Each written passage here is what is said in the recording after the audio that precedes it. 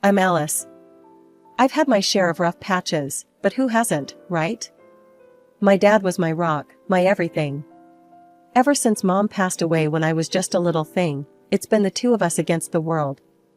He always stressed the importance of education, scraping together every dime he could to fund my college dreams. "You're gonna make it, kiddo," he'd assure me with a wink, even as he dropped another handful of coins into our battered college fund jar. I believed him. More than that, I believed in us. After high school, I started at the local community college, aiming to make a name for myself in investment management. It was there I met Tom. He was part of my cohort, charming in a scruffy, just rolled out of bed way that somehow worked wonders on me. We clicked instantly, stealing glances during lectures and sharing jokes over lukewarm cafeteria coffee. Then the ground beneath me crumbled. Dad passed away unexpectedly. No warning, just gone.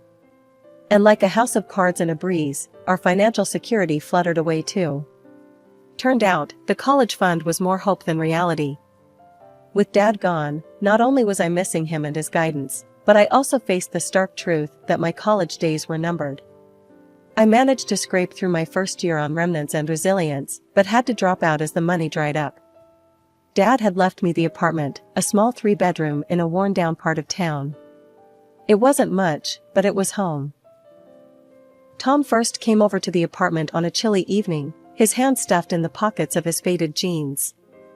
"You live here alone, Alice?" he asked, scanning the room where the wallpaper peeled gently at the corners. "Yeah, just me now," I replied, trying to smooth down a particularly rebellious strip of wallpaper. "It's not much, but it's what I've got." He watched me for a moment, then stepped closer, taking my hands in his.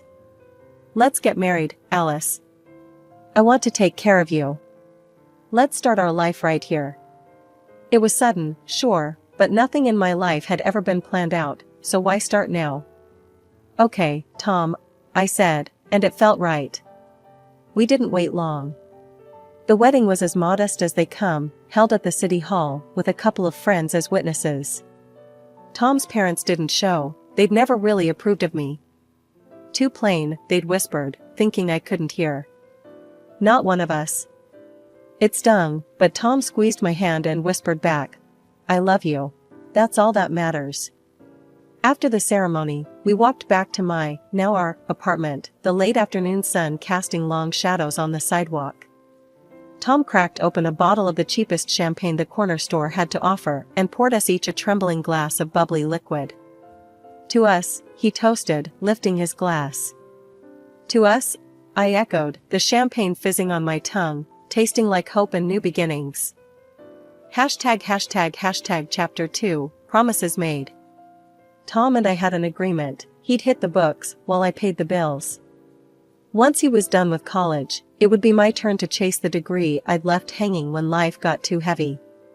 Simple, right? I thought so too, but nothing's ever that straightforward. I worked 2 jobs. By day, I was a cashier at a grocery store, dealing with endless lines and the occasional irate shopper. By night, I switched aprons for a waitress gig at a local diner, serving up greasy burgers and lukewarm coffee to truck drivers and late-night drifters. It was grueling, but I pushed through, fueled by the thought of someday walking back through those college doors.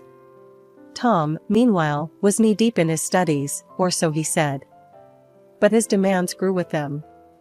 "Alice, when's dinner? I can't eat this fast food crap anymore," he'd complain as soon as I dragged my exhausted body through the door. "I need something decent, like Mom used to make." I'd bite back fatigue-laced anger, tossing my keys on the table. "Maybe learn to cook it yourself, Tom. I'm not your mom." He'd scowl, his face closing off. "I'm studying to make something of myself. Least you could do is keep the house decent." His words would slice through the weariness, sparking a fire in my chest. Yet, I'd swallow the retort, fearing the crack it could cause in our already fragile agreement. Tom's parents were no help. They were educated, polished, a stark contrast to my high school diploma and diner-stained uniform. They barely acknowledged me, and on the rare occasions they did, it was to offer a backhanded compliment or a thinly veiled critique. You would understand this if you had finished your education, dear, Tom's mother would say, sipping her perfectly brewed tea as she glanced over the top of her glasses. Tom didn't defend me. He just nodded along, soaking up their words like gospel. More and more, he'd spend nights there, escaping our cramped apartment and the responsibilities it housed. One evening, as I scrubbed the diner's grease from under my nails, Tom dropped another bomb. I'm staying at my parents' tonight. Need a real study environment, and a good night's sleep. I slammed the bathroom cabinet a little harder than necessary. Fine. Do what you gotta do. The words were sharp, stung with all the things I couldn't say. As the days bled into months, I found solace in my routines, the repetitive tasks of my jobs allowing me to zone out the mounting frustrations at home. I was a robot, moving through the motions, scan items, smile, serve food, clean up. Rinse and repeat. One particularly long night, I came home to an empty apartment, no Tom, no apologies, just a note. Gone to study. Make sure dinner's ready tomorrow. I crumpled the note, the paper cutting into my palm. Alone in the dim light of our kitchen, I allowed myself a moment to really feel it all, the exhaustion, the loneliness, the simmering anger. I leaned against the counter, eyes closed, a silent tear escaping despite my best efforts. After years of grinding through 2 jobs and watching Tom bury himself in his books, the day finally came when he graduated. Tom landed a job almost immediately at a prestigious company, and the news brought a breath of fresh air into our strained lives. His new job came with a paycheck that felt like a lottery win compared to my nightly tips at the diner. I remember sitting across from him at our small kitchen table one evening, the excitement bubbling up inside me. So, with your new job, I was thinking it might be time for me to cut back at work and start looking at programs. You know, to pick up where I left off, I said, trying to keep my voice steady, laden with hopes and dreams long deferred. Tom didn't look up from his plate. Alice, we can't afford that. Every penny has to be accounted for, and with the way things are, you know how tight the budget is. His fork clattered against the plate, a harsh sound that matched his words. I leaned back, my heart sinking, but not yet defeated. I could keep one job, maybe just the day shifts. We'd still have a steady income, and I could manage night classes. He shook his head, his voice firm, dismissive. Just forget about college, Alice. We need stability, not more debts. It's not practical. The conversation ended there, but the argument continued in my head for days. Before I could press the issue further, I found out I was pregnant. Our daughter, Lily, became my new priority, and college faded into the background, a dream dissolved. Raising Lily was a joy, but it was also another chain tying me to routines and responsibilities I hadn't chosen alone. I continued working at the grocery store, my dreams shelved like the products I stocked. Tom's criticisms didn't stop with my shelved education, they seeped into my parenting. You're not doing it right, Alice. She needs to learn proper manners, not whatever it is you're trying to teach her, Tom would say, barely looking up from his phone. I remember holding Lily close, whispering promises to her that I'd begun to doubt I could keep. It's okay, baby. Mommy's here. As Lily grew, Tom's parents became more involved, their influence overshadowing mine. They paid for a fancy preschool, and every school event was an exhibition of their grandparental pride. One evening, Tom coldly explained a new rule. Alice, it's best if you don't come to the school events. The teachers, they have a certain expectation of family. We can't ruin Lily's opportunities. I felt the sting of those words, a slap dressed up as paternal concern. So, what am I supposed to do? Just stay home and pretend I don't have a daughter who's growing up, learning things I'm not teaching her, becoming someone I barely know? It's for the best, was all he said, his indifference the final nail in the coffin of our once shared dreams. The years twisted along, and Tom's words had weight, not the kind that anchors you in safety, but the kind that pulls you under. His sharp commands to our daughter, Lily, left marks, teaching her the lessons of disrespect and disdain toward me, her mother. Alice, don't bother telling her what to do. She listens to me, not you. It's for her own good, Tom snapped one evening when I suggested Lily might set the table. In front of Lily, his words were always like this. I watched, heart sinking, as my little girl's eyes hardened to match her father's. You don't know anything, Mom, Lily would toss at me when I asked for help around the house. Her tone mimicked her father's, each word a barb. I tried to reach her, to bridge the widening gap with mother-daughter chats, but she only pulled further away, retreating to a world where I couldn't follow, a world painted by Tom and his parents. One humiliating afternoon brought everything painfully into focus. Lily had friends over, laughter and light voices echoing down the hallway of our home. I was cleaning when I bumped into them in the hall. Lily froze, her eyes darting between me and her friends. I smiled, wiping my hands on my apron, about to say hello. But before the words could form, Lily cut in. Oh, this is just our housekeeper. Her friends nodded, barely giving me a second glance as they shuffled past into Lily's immaculately kept room, off limits to the likes of me. The door clicked shut, and the muffled bursts of teenage giggles were like needles to my chest. I retreated to the kitchen, sinking against the fridge as tears betrayed my resolve not to let this break me. I was her mother, not some dismissed servant in my own home. That evening, I confronted Tom, my voice shaking but firm. How can you let her, our daughter, treat me like this? Today she called me the housekeeper, Tom. In our home. Tom didn't look up from his paper. Maybe if you didn't look the part, she'd respect you more. You're always cleaning, always in those rags. What do you expect? His words stung, slicing through whatever defenses I had left. I'm trying, Tom. I'm trying to make this a home. But you and your parents, you're teaching her to hate me. He scoffed, folding his newspaper with precision. Alice, you need to stop being so sensitive. She's growing up in a different world than you did. She needs to fit in. Nights turned restless, my thoughts spiraling. Tom's distancing, the casual cruelty of his parents, and now Lily's rejection, painted a stark picture. I was an outsider in my own life, my role diminished to that of a silent provider, unseen and unappreciated. As I watched Lily grow into a teenager, her embarrassment of me became more pronounced. Her comments about my outdated clothes, my simple manners, cut deeper because they echoed Tom's words. She was ashamed to be seen with me, her mother, who had sacrificed everything only to be rendered invisible. Turning 37 wasn't supposed to be a milestone, but I had hoped it would be a turning point for something better, something kinder. With a heart full of tentative hope, I booked a table at a nice restaurant downtown, a small celebration, just me, Tom, and Lily. Nothing fancy, but something to maybe, just maybe, bring us back together for a night. I got home from work, my spirits buoyed by the thought of a quiet dinner with my family. The apartment was quiet when I walked in, too quiet. Tom and Lily were sitting in the living room, their faces turned towards the TV, looking like they were braced for bad news. Hey, I've got a surprise. I booked us a table at Marcello's for dinner, to celebrate my birthday. Just the three of us, I said, my voice bright, forcing cheerfulness into the edges of my exhaustion. Tom turned off the TV and looked at me, an eyebrow raised, a smirk playing at the corner of his lips. Alice, seriously? You think we want to go out and celebrate with you? A dropout? What would we even talk about? Tom's words were casual, but they cut deep, his smirk turning into a sneer. Yeah, Mom, it's kinda embarrassing.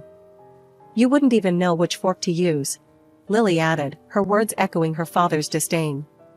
I felt my face flush, the sting of their words like a slap. I just thought, we could be a family, for tonight. Tom laughed, a harsh, mocking sound. A family? With you making a fool of yourself? No thanks.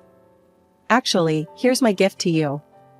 He stood up, walked over to his briefcase, and pulled out an envelope, tossing it onto the coffee table with a dramatic flourish. Confused, I picked it up, my hands trembling. It was a divorce application. This is your gift? Yeah, consider yourself free from us. We're done, Alice. I'm taking Lily, and we're moving out.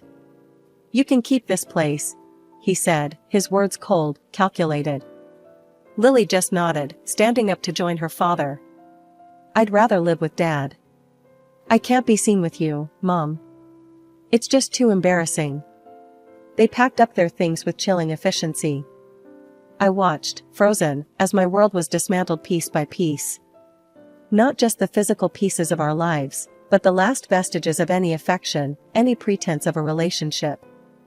They left without a goodbye, the door closing with a soft click that echoed like a gunshot in the empty apartment. The divorce proceedings were quick, clinical, and brutal. Tom's parents testified about my inadequacies, painting me as an uneducated, unfit mother in stark, unforgiving strokes.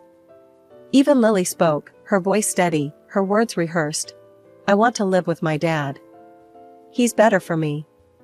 Sitting there, in that sterile courtroom, listening to the litany of my supposed failures, I felt something inside me break, or maybe, it was something coming together, a realization hardening into resolve.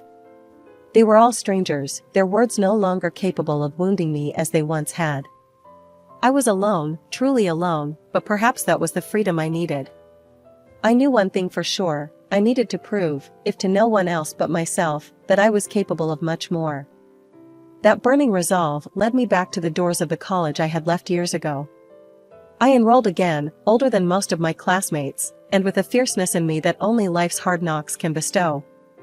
I hired tutors, spending evenings grappling with investment theories and financial models, my eyes bleary from the strain. Social media was a minefield, though. Every so often, a photo of Tom, Lily, and that woman, Tom's new partner, would pop up. They looked happy, carefree, living it up in some swanky downtown apartment that screamed luxury. The sting of seeing them so blissful, while I was over here piecing myself back together, was a sharp one. But instead of letting it drag me down, I used it as fuel. Each picture, each post, pushed me harder. I channeled my anger, my hurt, into my studies, turning bitterness into a motivator. Graduation day came, and I was a different woman from the one who had started. "You've got what it takes, Alice. Don't let anyone tell you differently," my favorite professor, Dr. Henson, told me during our final meeting. His words were a balm to the raw edges of my pride. With his recommendation, I landed a position at a respected firm, stepping into the world of finance with a determination to rise.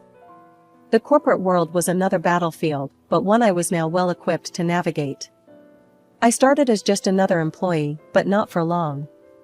Within 3 years, I climbed from the ground floor to the department head, my name on an office door, my decisions shaping the company's future. Alongside my career, I revamped my life. I traded my old, battered car for something sleek and new, something that hummed under my touch like a promise. My apartment followed, from modest to modern, a high-rise with views of the city that twinkled like the stars I was reaching for.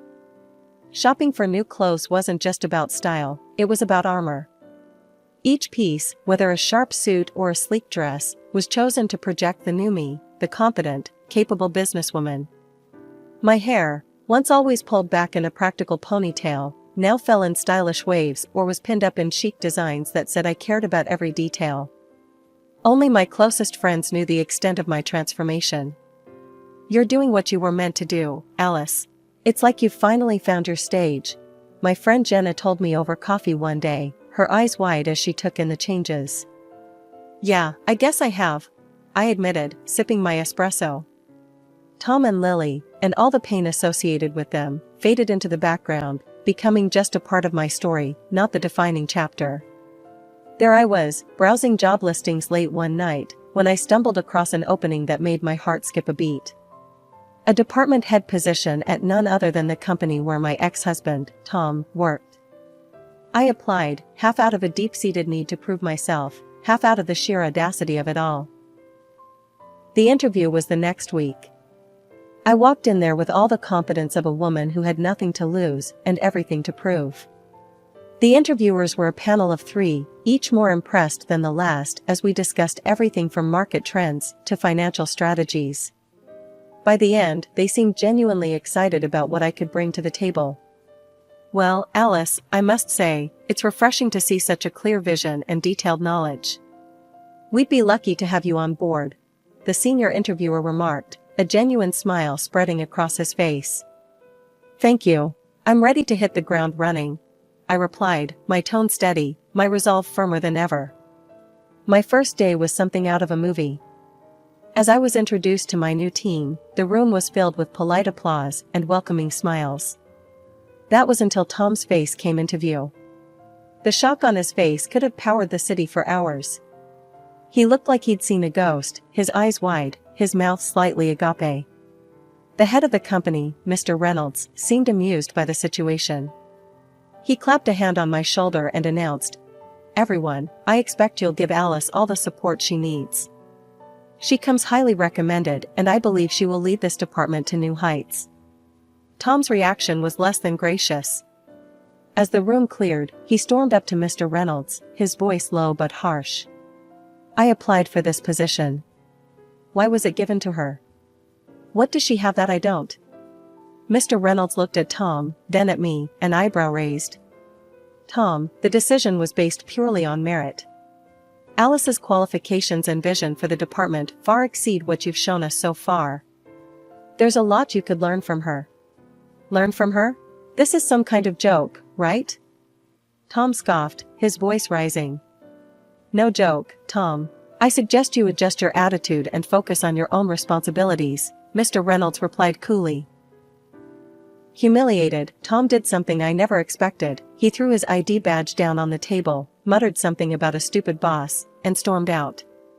Mr. Reynolds sighed, shaking his head as he watched Tom leave. "Sorry about that, Alice. I'll handle it from here.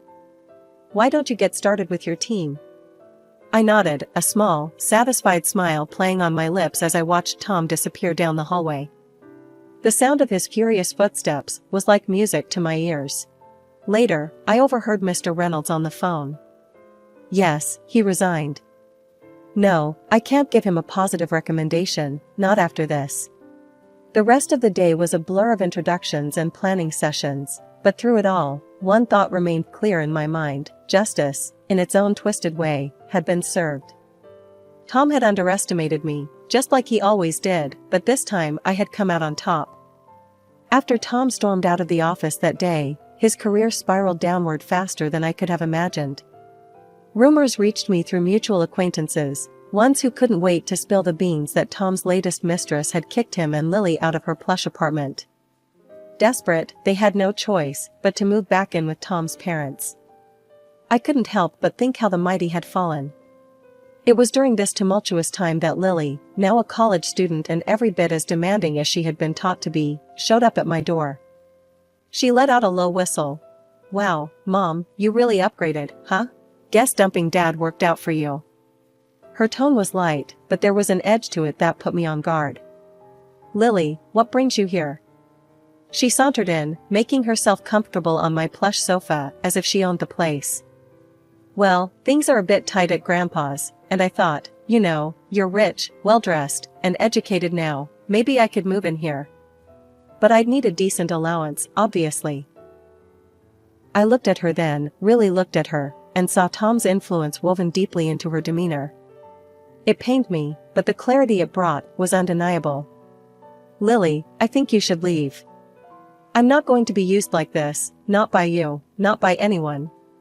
Her face crumpled into tears, but they didn't move me like they used to.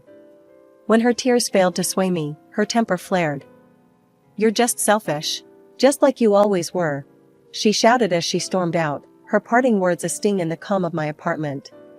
News trickled back to me over the following weeks. Tom had started drinking, unable to cope with his bruised ego, and Lily moved to another city, perhaps to chase the independence she so desperately craved. As for me, life settled into a rhythm of success and new beginnings. I met Michael, a colleague whose kindness and quiet strength were the antitheses of Tom's bluster and cruelty.